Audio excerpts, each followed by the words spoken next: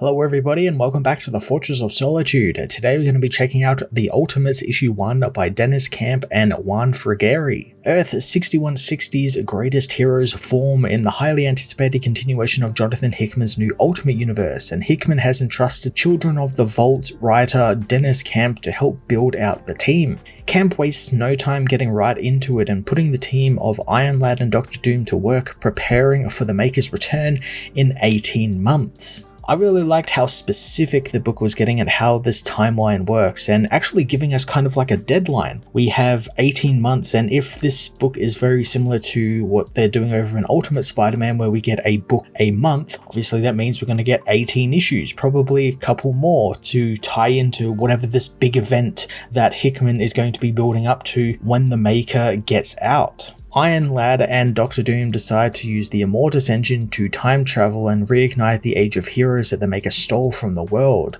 And on top of that, Camp is sure to underline the fact that while the heroes have 18 months to prepare, the Maker actually, thanks to time dilation shenanigans, has about 1,000 years to prepare himself, which really raises the stakes, since whatever comes out of the city, will that actually be the Maker, or will it be something completely different? He'll have gone through so much evolution and technology and everything. I'm really excited to see what exactly is going to be coming out of that shell. Tony and Reed working together is a lot of fun as well, and makes up most of the first half of the book as they undertake Ultimates 1.0, their first plan, which is to basically redo the Age of Heroes just like how they did on Earth 616, and they will do it 6 months in the past. I like that there isn't really any bickering or clash of egos here with Tony and Reed either. Tony is very much being taken under Reed's wing, since Reed is much older than this universe's Tony, and he's never talked down to, and Tony plays an important part in rebooting the heroes, as he's kind of like sort of the lore keeper, as it will, as he's the one responsible for writing like all of these stories about these heroes, about who they were in this other world and what was robbed from them. And we saw that in Ultimate Spider-Man when Peter opened the little black sphere he got from Tony. On top of designing all of these new heroes, Captain America is also freed by Tony, and upon learning their plan, he quickly shoots it down, reminding Tony that it takes boots on the ground to make a hero, and heroes don't come in boxes, and their plan won't work. And surprise surprise, he's actually right, as Tony sends all of these items back 6 months into the past. And we've seen some of these in obviously Ultimate Spider-Man, with Spider-Man getting him, Shocker getting it, all of these different people getting items. However, out of the about 200 odd candidates, only a handful actually took,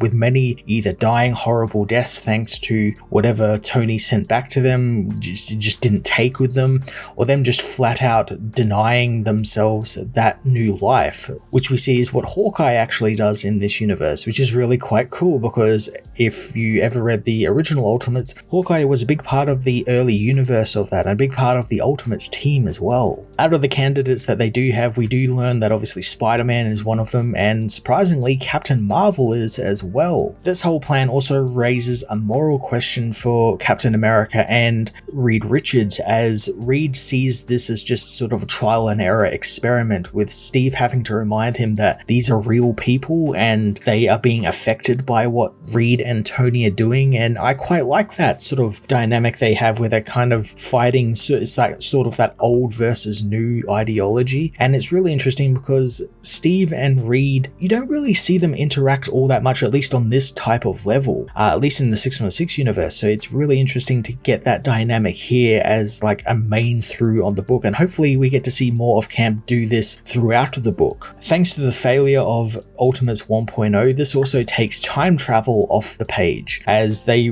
realize they can't really rely on it to be, super specific, and it might not always work. So they're not just going to time travel back in time to fix things, and hopefully that will also stop people who are reading it not go, well, they can just go back in time and fix this, it's fine. They really can't, because it might just end up messing it up even more. The team decide to focus on the then and now with Ultimates 2.0, and begin with Hank Pym and Janet Van Dyne, who are running their very own pest control business. Unfortunately, the pests that they are currently told to get rid of are a family of scared moloids, and in just a couple of pages, Camp shows us that Hank and Janet are good people at their hearts and won't kill the moloids just because a restaurateur is annoyed by them. Their dynamic is really great too, with Janet being a little bit more outspoken, while Hank feels more reserved and level-headed, and I think it's because Hank, thanks to the Maker's doing, had an accident that gave him brain damage, meaning that he isn't some super smart scientist who invented the Pym particle, he's just some guy who runs a pest control company. On top of that, we learned that they actually got given Iron Lad's gift 6 months prior, or at least Hank did, and he hid it from Janet.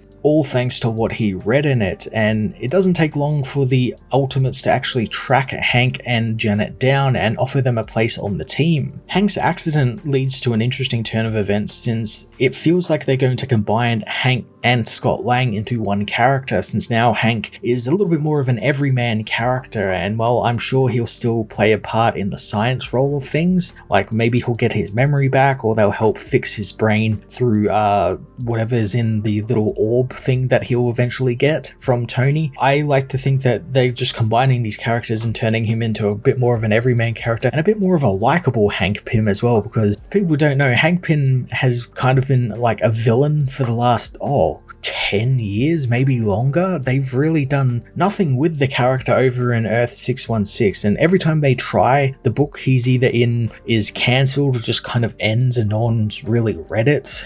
Case in point, the most recent Scott Lang Ant-Man book which he was in, and the Avengers Incorporated book which he was one of the main villains, and no one really cared about that. So I like that they look like they're trying to revitalize his image here and make him a bit more of a hero. Before the team can convince Hank and Janet to join the team though, Captain Britain and the Black Crusade turn up, and the newly formed Ultimates get their first big outing as a superhero team. The action isn't the focus though, it is on the page and we get to see some cool stuff with Captain Britain fighting Iron Lad, but a majority of it is focused on Hank and Janet, who don't want to join the team, or at least Hank doesn't want to. Having accessed the sphere Tony sent to him 6 months prior, they showed him all of the files on the 616 Hank, which scared him, since on that world Hank was, a hero and a villain, and he was a menace and a failure, and Hank doesn't want to be that person at all. Camp also uses Captain America's ability to deliver stirring speeches and kind of rally a team together and inspire them to great effect here, as he's the one who eventually convinces Hank that the sins of another Hank Pym are not his, and this world needs giants, both literally and figuratively, to help save it. Hank eventually does decide to help out and suits up alongside Janet as Giant Man, saving Iron Lad from Captain Britain and the Black Crusade by squishing them under his boot, which leaves a giant footprint in the middle of New York that has the big Ultimates U symbol on it, which of course the news skews in the team of super terrorists turning up in New York to literally stomp their way into the cities, and I kind of like that the news is all against them, like nothing they do, no matter what they do, the news is just going to call them super terrorists. But the team don't really care and continue to go under the name of Ultimates and decide they're going to continue this job because it seemingly is working. The one thing the book does really well is tell us that this team is new. This is a new team who don't know what they are doing. They're led by people who are kind of just flying by the skin of their teeth. And I like that that is like a running thing, or kind of like a running gag throughout the book, where Tony is the leader, but because he's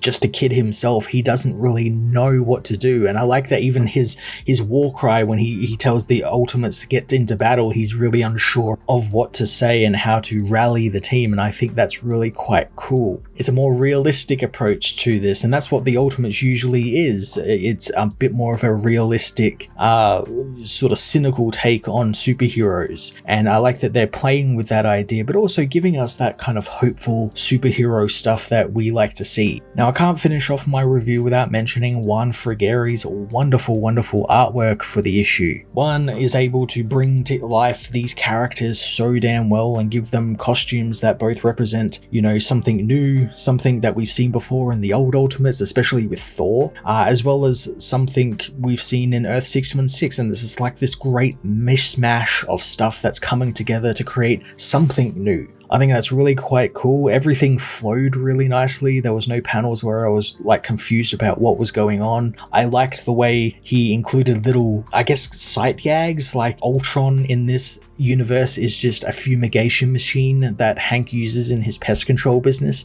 I thought that was genius to have the vacuum looking Ultron there in the background. That was really nice. The action flows really nicely and is fittingly bloody, as is usually with the Ultimate Universes. They're usually quite a bit more mature and a bit more violent than Earth 616, and I like that they don't shy away from that here, with Janet busting through Black Crusade guardsmen's heads and just being covered in blood and vomiting because of what she's just done. It's all great stuff, and I'm really looking forward to seeing what else he does as the team grows in the coming issues. The Ultimates issue 1 was a damn fine first issue that covered quite a fair bit of ground, but does a good job not alienating anyone from their source material. You get caught up pretty quickly on what's going on as the team all assemble around Iron Lad and Doctor Doom. I love the idea of a ticking clock element being here to make the team sort of move at a breakneck speed, and a team that is also kind of new at this and kind of doesn't know what to do since heroes have never existed in their world before. So I'm very much looking forward to seeing what Dennis Camp and Juan Frigeri have in store for us in the coming 18 issues.